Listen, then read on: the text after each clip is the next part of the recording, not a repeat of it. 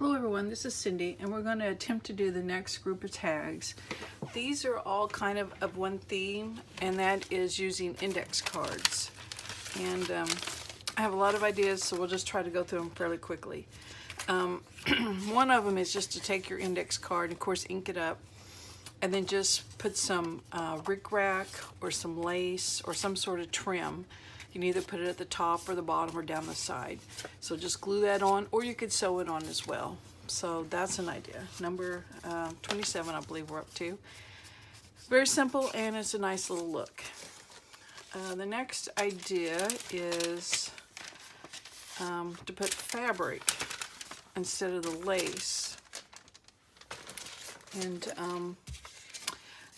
I feel like there's several ways you could do it. You could, let me get more self-organized here. Just take your index card straight to the machine and sew a piece of fabric on. Just run a stitch. And that's pretty easy, and I like the look of that, just kind of raggedy look. You could also just take it to the machine and do a running stitch of, well, here it is. Just kind of scrunch it up and kind of make ruffles. And if you can see, I've got a zigzag stitch running through there. Then once you get that sewn, you can take it to your card, whether you want it on the front or the back, and just glue it down. So that's what we're going to do. So sew it on the machine, and then come back later and glue it to whatever card you want it on.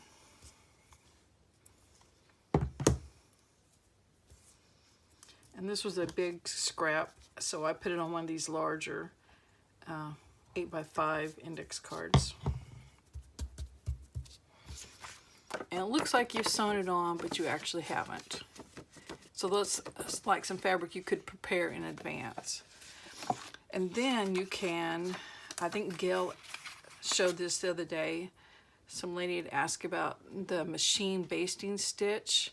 And basically, you just take your scrap of fabric to the sewing machine and you run the largest straight stitch down through it that you can, and then you take one of the threads and just pull it, and you can pull from both sides, and hopefully it gathers it up for you.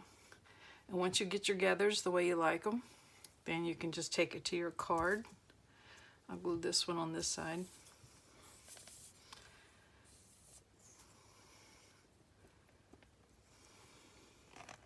My glue's not wanting to come out.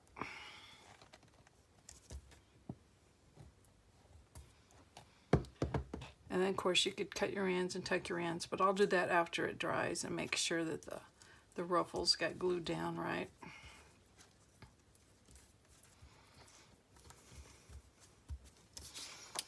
So that actually is probably a little long for this card.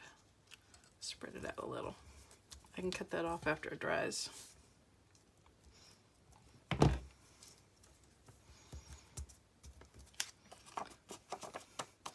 So just machine basting, and then you pull the threads. It gives you some ruffles, and you can glue it on.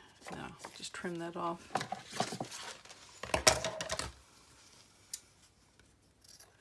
And you can either leave your threads or you can cut them. There is one other way you could do it, and that is to do hand basting. And you just take some thread and a needle, and I used a color that's, you know, contrasting with this just so you can see it. And you're just going to do a basic running stitch down the fabric. So it's just in and out, in and out. And you do it the length of your fabric, and this may be a little long.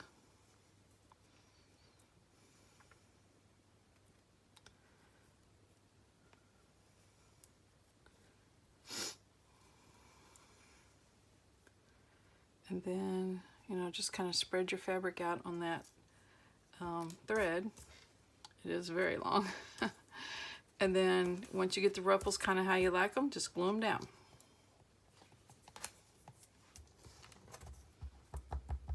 But if you didn't have a sewing machine, that was a way you could do it, just with the needle and thread.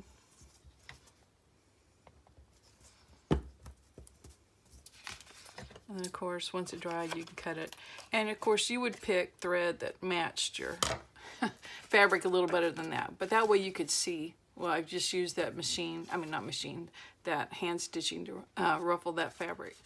So that's the next idea, is using fabric on the index cards. All right, the next one I'm calling stamping and stenciling. And actually it's kind of got two different ideas here. Stamping, stenciling, and collaging. Okay, let's see if I can get to the front. Use a stamp on my index card, and this is like the 4x6, and my stamp was of a postcard, so I just made it look like a postcard. And on this one is the same sort of thing, it's just a different stamp, and I'm not sure where I got this one at, because that's not a Hobby Lobby thing, that's the Hobby Lobby. We got price tag, so this one's different, so I'm not sure where I got that one. But anyway, I just stamped it on my cards, and then to make it look more authentic, I'm just going to take one of these stamps and just glue it on there. Now on this particular stamp, it has the postmark, so it would have been smart to glue this stamp on first, and then stamp, I'm using the word stamp twice, glue the postage stamp on first, and then if I'd have put the stamp down on top of it, it would have had the postmark on top of that stamp. So that's probably how I'll do it next time. So anyway, it just kind of makes it look more like an actual postcard, and then of course you can write on the back. So I had two of these. So depending on, you know, what kind of stamps you have, you may not have a postcard stamp, you can just use other types of stamps to add some sort of design on your card. So I did that with these three. I did what I'm calling a stamp collage. So I just used 3 different stamps. I had this one, which is definitely a Hobby Lobby one, and I had that one, which is definitely a Hobby Lobby one, and what was my other one? It's here somewhere, right here. It is one, I'm not sure where I got it. It's a clear stamp, and I just put it on a piece of packaging, and I just leave it on there all the time. It's its own little piece of packaging. And I did this in different colors. These are basically, it was an orangey brown and then a couple of shades. Actually, I think both of these are vintage photo, just one's a newer one, one's a little bit dried up, and then some yellows and some orange and greens, just to, you know, do a contrast. So stamp collage, it's nice and flat, and just use a variety of stamps. And then of course I took the idea of stamp collage and made an actual collage with actual stamps. And then here's another one, I just put a stamp in the corner like a postcard. So just whatever stamps you have and whatever collage elements you want. And the other part was just to stencil on one of these cards. So I found this stencil at Dollar Tree, and they only had just this one, and it's butterflies. And I may have shown this in a haul video, but then it's got this little wheel that helps mask off the ones you don't want. So if I wanted just those butterflies, then I wouldn't, you know, be in danger of stenciling that one. But I guess you could also, you know, go between the different ones. But anyway, so just real quick, I would just lay this down on my index card and just pounce a little, depending on how dark you want it and what colors. But and that gives a little stencil effect on the card. Of course, I'd already inked around the edge as well. So let's do one more. Let's do a different design. They're all butterflies, but here's a big one. Come flying that way. Let's do him a little bit darker. So it just takes a basic index card and just gives it a little bit extra design. So that's, I think I call those numbers 30 and 31, 29 and 30. And it's just stamping and stenciling and collaging on index cards. Okay, the next idea is pretty simple. It's just using washi tape. and I didn't prepare any in advance, washi tape on your cards. So it would be just like the lace and the trim. Maybe I can find the end of this. Let's use this one. There it is. You can use it at the top or the bottom. And of course you might want to run a little bit of glue down, but we'll just tape it down right now. You can put it on either side or both sides of your card.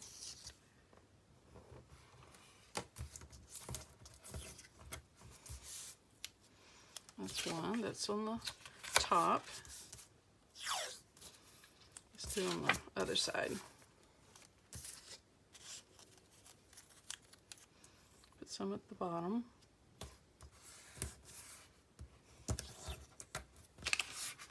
And of course, you go back in and trim that off.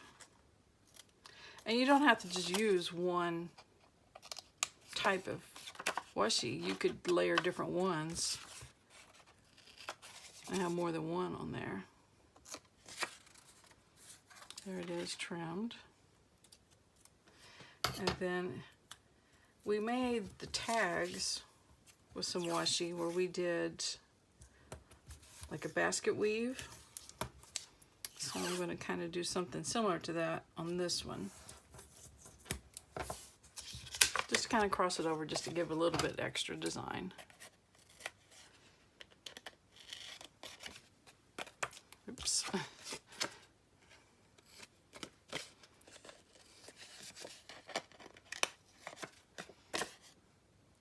And like I said, either side of the card will work, and you can have more than one washi tape if you wanted to combine two. So anyway, we're going to move on, and that was number 31, I guess, and number 32 is just another simple idea as well. I took lace and I put it at the end of my card. So depending on if it was sticking out of a pocket on the side, and I also put some at the very top, so if it's sticking out at the top. So lace on the side or the top.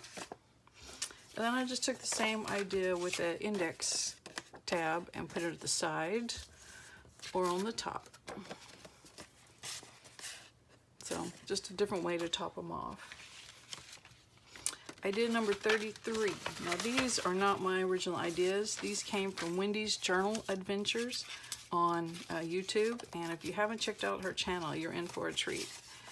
So definitely go check her out. But she had these ideas.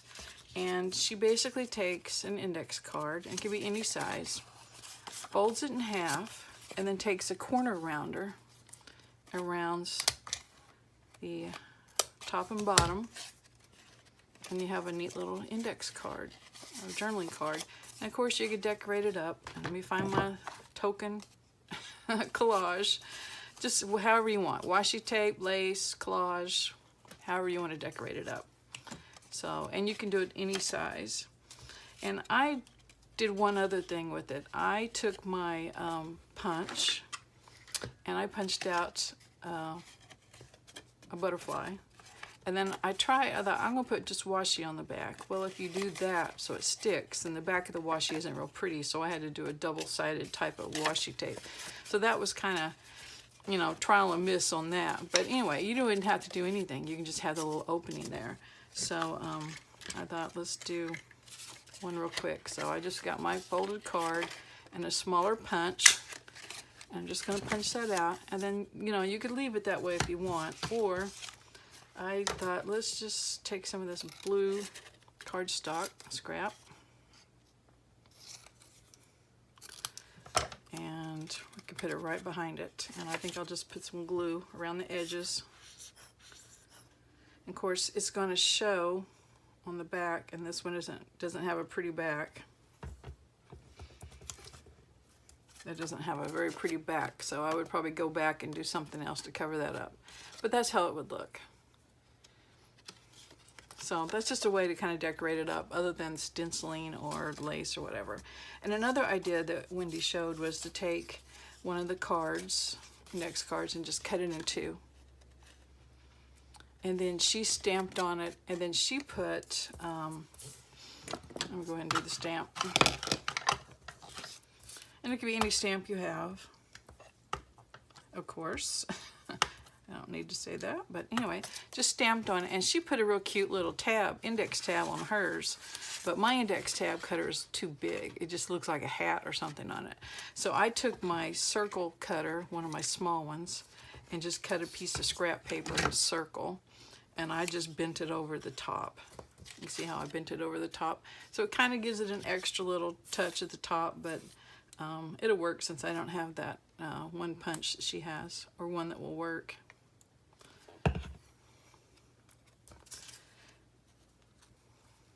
It's definitely worth checking out her channel, Wendy's Journal Adventures, and watching her make these. So the two skinny ones, and then the one that's been corner rounded, folded and rounded. Okay, so go to the last one we worked today, and I'm on this number 34, and it's pretty simple. It's kind of a take on what we just did, except you're using the whole index card and you're just using a punch to add some decoration in the corner. So this was a corner punch I have, and I just did it in all four corners here, and then just two here. And then here's another one. I just used it to lop off the corners. So that was this corner rounder by Fiskars. I don't know that they have names or anything, but maybe you can see the 3 different varieties of corner punches they have. And then this one is my absolute favorite one from Fiskars. I think it's Fiskars. And just put it in there, line it up, and it cuts that real pretty corner. And I'll just do the bottom of that one. And here's another one. This one cuts off the corner as well as putting a decoration. So it just kind of decorates up your basic index card. So ink around it, punch it out, and you get something that's a little different. So anyway, that's the ideas for today. I hope you give them a try. We'll see you next time. Bye.